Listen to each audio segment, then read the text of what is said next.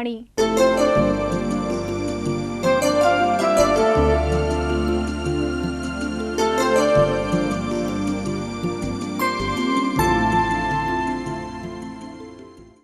हम में से प्रत्येक परिजन को कुछ मान्यताएं अपने मन में गहराई तक उतार लेनी चाहिए।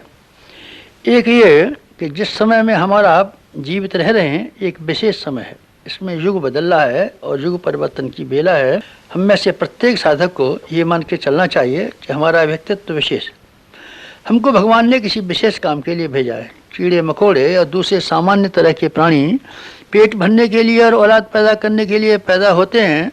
मनुष्यों में से भी बहुत सारे ऐसे ही नर पामर और नर कीटक हैं जिनके जीवन का कोई लेखा जोखा नहीं, पेट भरने के अलावा और औलाद पैदा करने के अलावा दूसरा कोई काम वो न कर सके। लेकिन कुछ विशेष व्यक्तियों के ऊपर भगवान विश्वास करते हैं और ये मान के भेजते हैं कि ये हमारे भी कुछ काम आ सकते हैं, अपने ही गोरख धंधे में नहीं फंसे रहेंगे।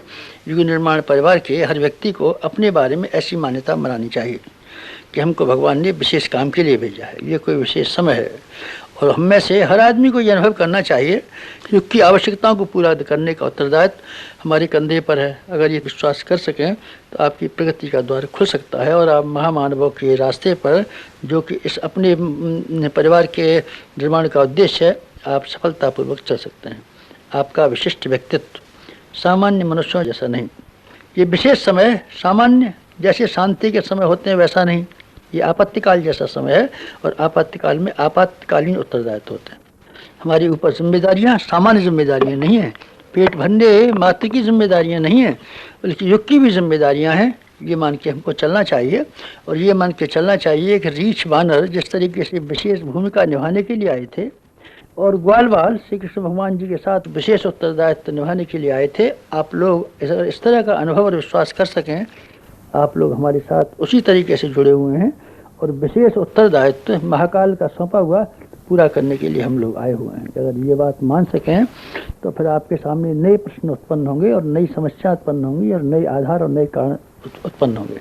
पहला कदम आपको जो बढ़ाना पड़ेगा वो ये बढ़ाना पड़ेगा, जिस तरीके से सामान्य मनुष्य जीते हैं उस तरीके से आप जीने से इनकार करें और ये कहें हम तो विशेष व्यक्ति और महामानवों के तरीके से जिएंगे। पेट तो ऐसे भी भरना है और ऐसे भी भरना है। जब केवल मात्र पेट ही भरना रहा तो गंदे तरीके से हम क्यों भरें, शेष तरीके से क्यों न भरें। हम जो बाकी पेट भरने के अलावा जो कार्य कर सकते हैं उसे क्यों न करें। ये प्रश्न हमारे सामने ज्वलंत रूप से सामने आ खड़ा होगा और हमको ये आवश्यकता मालूम पड़ेगी कि हम अपनी मनस्थिति में हेरफेर कर डालें, अपनी मनस्थिति को बदल डालें, मनस्थिति को बदल डालें और हम लौकिक आकर्षणों की अपेक्षा ये देखें, इन्हीं में भटकते रहने की अपेक्षा भगवान का पल्ला पकड़ लेना ज़्यादा लाभदायक है, भगवान का सहयोगी बन जाना ज़्यादा लाभदायक है, भगवान को अपने जीवन में रमा लेना ज़्यादा लाभदायक है। संसार का इतिहास बताता है कि भगवान का पल्ला पकड़ने वाले और भगवान का अपना सहयोगी बनाने वाले कभी घाटे में नहीं रहेंगे। ये विश्वास करें तो एक बहुत बड़ी बात है, जानना चाहिए। हमने एक बहुत बड़ा प्रकाश पा लिया, अगर हम ये अनुभव कर सकें तब कि मन स्थिति बदलनी है और संसारिकता का पल्ला पकड़े रहने की अपेक्षा भगवान की शरण में जाना है। ये हमारा दूसरा कदम होगा ऊंचा उठने के लिए।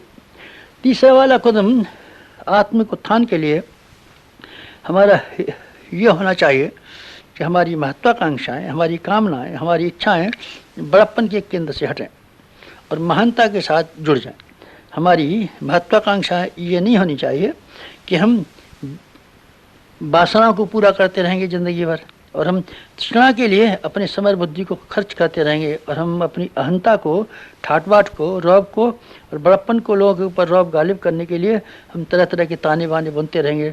अगर हमारा मन ये बात को मान जाए और हमारा अंतःकरण स्वीकार कर ले कि ये बचकानी बातें हैं, छछोरी बातें हैं, छोटी बातें हैं, छछोरापन, बचकानापन और ये छोटापन, अगर हम क्षुद्रता को त्याग कर सकें तो फिर एक बात हमारे सामने खड़ी होगी, अब हमको महानता ग्रहण करनी है। महापुरुषों ने जिस तरीके से आचरण किए थे, महापुरुषों का चिंतन करने का जो तरीका था वही तरीका हमारा होना चाहिए और हमारी गतिविधियाँ उसी तरह की होनी चाहिए जैसे कि श्रेष्ठ मनुष्यों की रही हैं और रहीं। ये विश्वास करने के बाद में हमको अपनी क्रिया पद्धति में, दृष्टिकोण में ये मान्यता ले आने के पश्चात इच्छा और आकांक्षाओं का केंद्र बदल देने के बाद हमको व्यवहारिक जीवन में भी थोड़े से कदम उठाने चाहिए।